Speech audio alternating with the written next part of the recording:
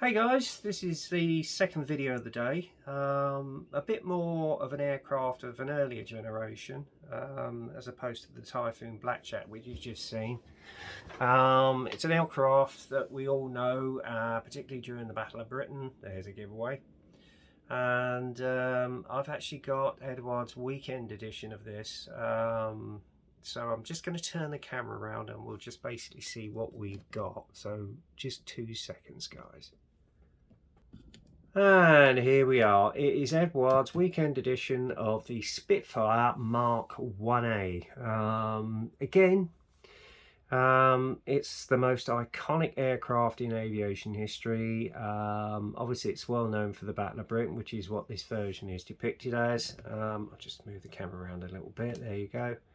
And I must admit, although I've got 2 other Spitfires in my stash, both Mark 1s, one being an earlier variant with all the aftermarket etc, and the other one being the Tamiya kit, I thought to myself, you know what, I need one with the Battle of Britain. So I thought, let's go for this one. And this one was done an absolute steal of a price, so I snapped it up. I think I ordered it about a month ago, and I thought to myself, as I'm going to get around to building this Spitfire, I'm going to have an ordinary 1A for the Battle of Britain. Again, with this one, you've got the option of 4 colour call-outs. Maybe one or two of them are from an earlier period, before the Battle of Britain, and another one is for a later period as well.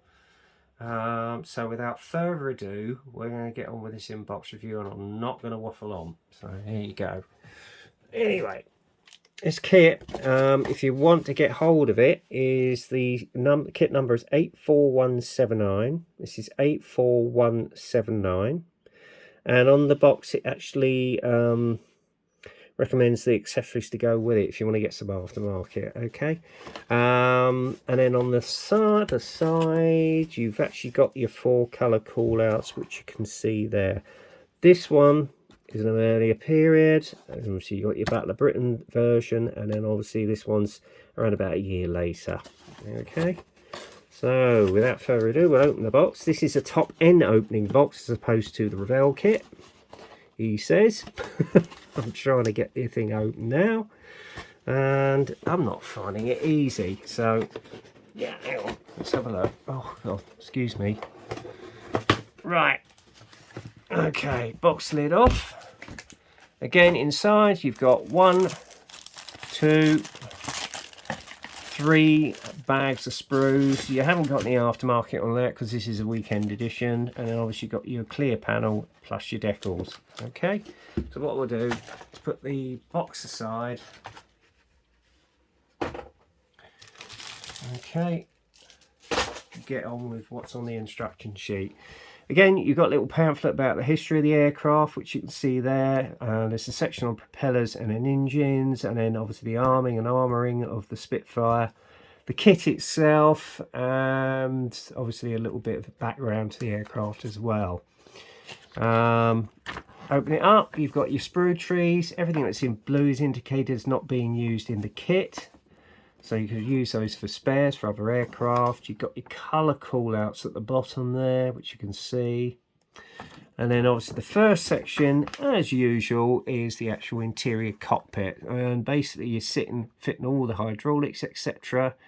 Gear cables, oxygen mask on the interior panels of the aircraft, and throttle quadrants. And then obviously you've got the rear spine, which goes on.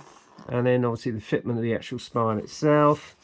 And there's some bits and bobs and colour call-outs on the actual control yoke, and obviously throttle levers, the actual system for the throttle, the gear stick as well. There's your floor as well, assembly of that, and obviously you've got the details that go on the actual cockpit seat, including the armoured plate as well to protect the pilot. So moving on from that, obviously you've got some well, a decal for the seat belts which go on. You've got all the assembly of the actual internal workings which go into the cockpit, and then obviously you've got a decal for the actual seat belts. Personally, I'm going to get some aftermarket. Again, you've got the control panel there, which you can paint and put a decal on, I think, which goes onto the front bulkhead. And obviously you've got a compass which goes on there as well. Then you've got the pedals which go on there as well. That's all fitted into the interior of the cockpit, along with the sidewalls. And this is how it should sit at the right angle. And then obviously you've got little indication on the side panels as to where you can cut it to have the actual cockpit access to get in. And then obviously, I don't know what that is, but yeah, I think that's where the gun camera goes or something. I'm not quite sure. It's another decal that goes in the side there. And on the other side of the actual thing there's another decal. I suppose it's part of the throttle quadrants or whatever, or maybe stencils which go in. And you've got a spine which goes into the rear bulkhead, and then obviously your cockpit dub goes in along with the front bulkhead, and obviously the tail wheel, and then you button up the fuselage. Okay.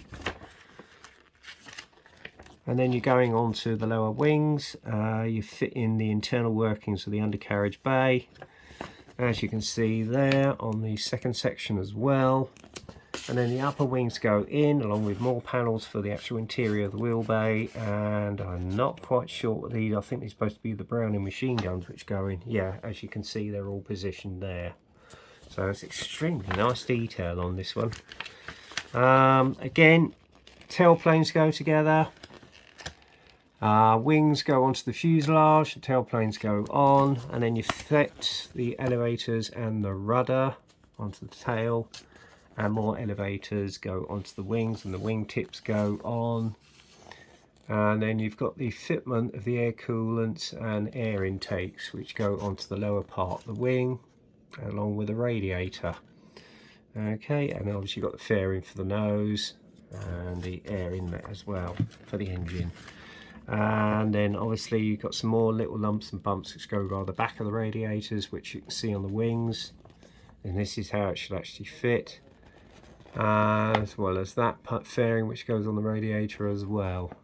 So it's quite highly detailed, even if it isn't an a normal kit. Obviously you've got the wheel hubs which go into the tyres. That is then fitted onto the undercarriage legs, which are in turn fit to the undercarriage bay doors. The undercarriage goes on along with a pitot tube or airspeed indicator, along with the tail wheel at the rear end, and then you have one assembled kit. So there you go. And then obviously you've got the actual front of the canopy there. Obviously put the mirror on, whichever version you're going to be doing. Then you've got the fitment of the propeller and the actual propeller cone and nose hub. That's the side door to get into the canopy. You can either have that open or closed. And then obviously you've got the antennae which goes on along with the rest of the cockpit, and then obviously the engine exhaust go on along with a prop. Now you can obviously have the cockpit open or closed, whichever you prefer. Okay, and that is one assembled kit. So there you go. Now colour callouts. Oh, it's even got an indication as to where all the actual aerials go as well once you've actually finished building the kit.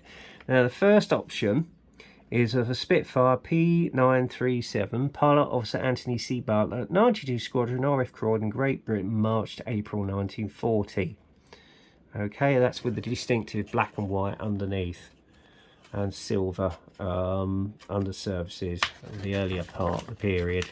And then obviously you've got another aircraft which is Pilot Officer Flight Lieutenant Alexander V.L. Johnston's 602 Squadron, IF East Lothian, Great Britain, May 1940, during the time of Dunkirk. And obviously it's got the distinctive black and white underneath as well. And then obviously you've got more traditional aircraft, which was actually Pilot Officer Robert T. F.T. Doe's aircraft, 234 Squadron, RF Middle Wallop, Hampshire, Great Britain, August 1940, during the Battle of Britain. Now that may well be the one I'm actually going to pick. So I think I did a similar one of his aircraft in 1/72 the Airfix kit.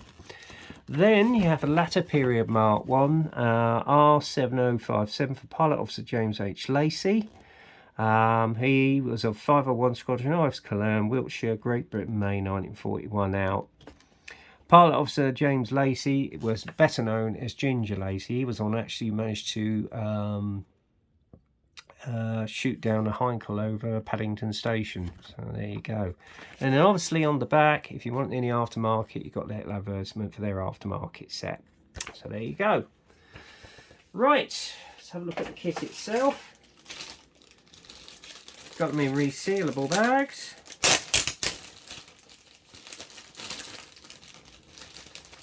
Let's have a look. First up, you've got your sides to your seat, which you can see there. Again, lovely crisp detail. You've got two propellers. Obviously it's dependent on which version you're going to buy, or it could be used as a spare source. You've got the actual seat, which is the padded seat. Nice detail on that. And then obviously that is the actual rear bulkhead for the seat itself, including the armoured part for the pilot to protect the pilot. Not quite sure what this is. Don't know if it's part of the cockpit panel. It may well be. And obviously you've got the fitment of propeller nose hub. So that's that. Then you got the fuselage halves. Again, lovely crisp detail on the panel lines. Even the actual riveting is beautifully caught. As you can see from this part here, look at the detail on that. Absolutely exquisite. Very nicely done. And obviously on the inside, you've got the internal workings of the cockpit as well. Not that you can see a lot, to be honest with you. Now that, I think, is you can actually cut that out as though it's actually being fitted with a gun camera. I'm not sure on that bit there. So there you go. Then you've got the wing halves. Again, nice detail on the internal workings of the actual wheelbase. So that'll come up nicely with a wash. And obviously you've got the other part of the wing here, which obviously you've got your Browning machine guns, which all fit in there. And again, lovely panel line detail and rivet detail on the actual wing surface itself. Very beautifully caught, as you can see there.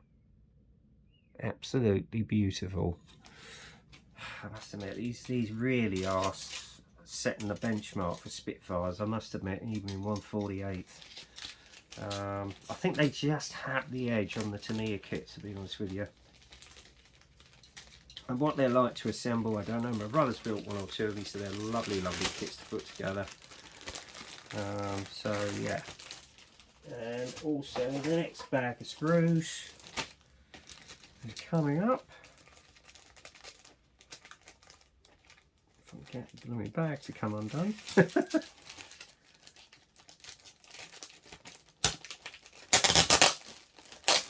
There we go.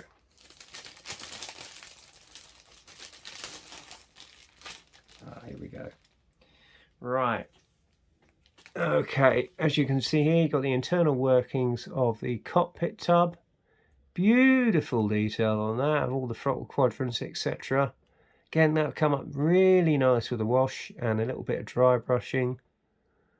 Absolutely exquisite. And obviously you've got the internal bulkheads, which you can see here. You've got one of three. I've got three, I don't know. And obviously this is the front bulkhead, and that's the bulkhead to the engine. And there's another little bulkhead there. Look at the rivet detail on it, if I can get it. Oh no, it's not going to do it. Get it up too close, it goes out of focus. Look, absolutely beautiful. Yeah, really nicely done. Obviously you've got the internal workings, the undercarriage bays there. Again, you got another propeller there. And this, believe it or not, they've even actually moulded on the actual twin blade prop as well, just the ordinary 2-blade prop. That's actually off the sprue for the early Mk1, so I won't worry about that. And again, you've got the internal parts of the undercarriage bay doors.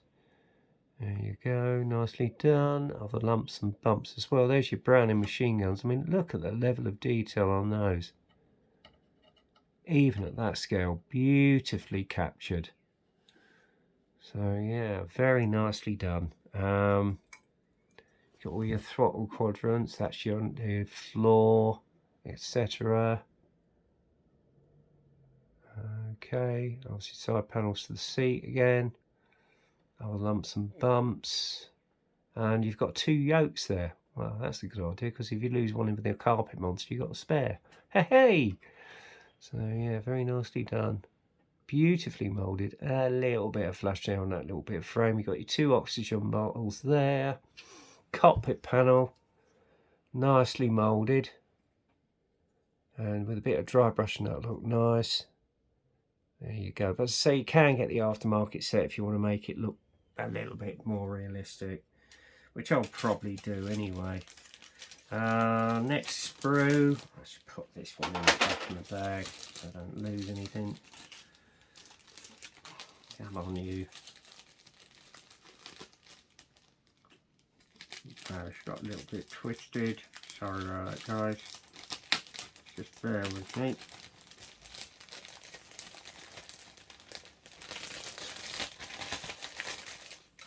Sorry about the crinkling. There we go. And here we go. There's the actual wheels and tyres. Again, sadly not flap spotted because of the weight. You'd have to do that yourself, unfortunately. And there's your undercarriage legs. Nice level of detail on those as well. Although I suppose you could add a little bit of fuse wire on there just for the actual hydraulic cables. There's your rear tail wheel. Nice level of detail on the tail. That's your wheel hub as well. And then obviously got your rudders and elevators for the actual tail and rear tail planes. Nice level of fabric detail on there. It's got really captured it well. Nicely done. And again on the actual rudders, you've got 2 of them. Now, it's interesting. So maybe one's the earlier variant, earlier Mk1, and the other one isn't. So again, nice detail on the fabric. Wingtips.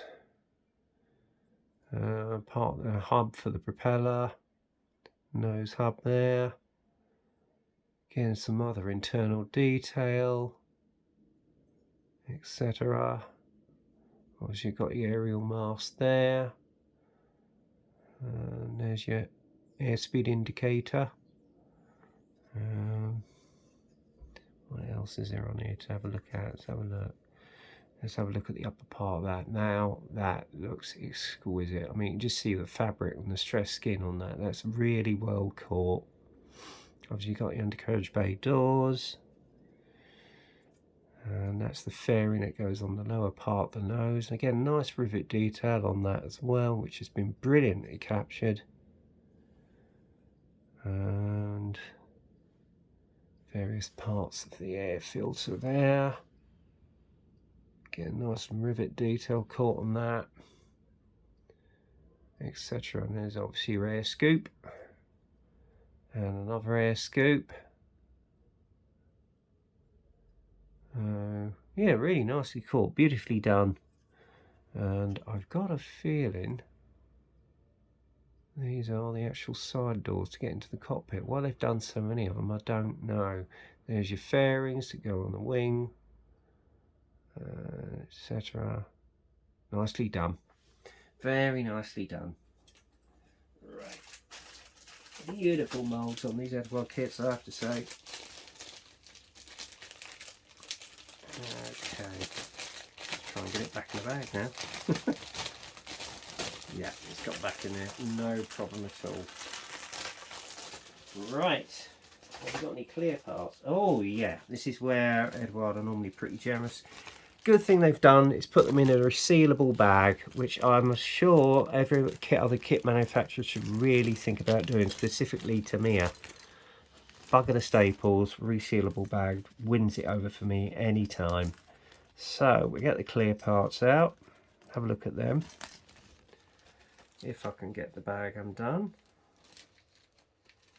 Just bear with me. Ah, here we go. There's a loose bit in there. I'm going to leave that back in there. There we go. Oh, it's a canopy. There you go. Look at that. Absolutely beautifully made. Obviously, you got one version for the very early Spitfire. Then you've got your various Mark 1s there. This is for the cockpit to be shut. And obviously, this is for when the cockpit is opened. So again, lovely and clear throughout. I'm not sure if that's a gun camera. There's you've got your landing light there. That's with your enclosed cockpit. Front windscreen, nicely done.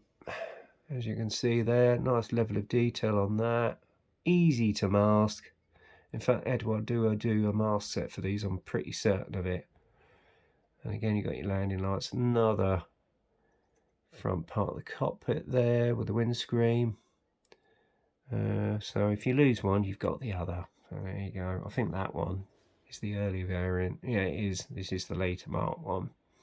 So very well caught on that as well. Okay. Let's just reseal that. And then last but not least, if I can find it, there should be some decals in here. Ah, here we go. Yeah, now I've heard mixed reviews about Eduard's latest decals, so I think what I'm going to do is I'm going to get UMP's decal solutions and see how these bed down when I get around to building it in the near future. But again, look a bit shiny and a little bit thick, I have to say. Which is a little bit trepidatious. But there's a good mix of options here. And obviously you've got your decal for your seat belts right there, and decals for the cockpit as well. Bezels, etc. Colours look exactly spot on, I have to say. But as I say, they look a little bit thick to go down. There's a lot of carrier film on there, so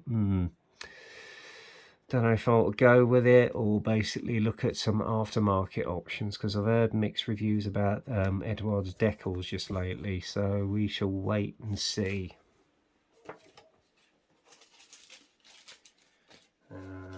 I might even use decals from the Tamiya kit, so we'll see.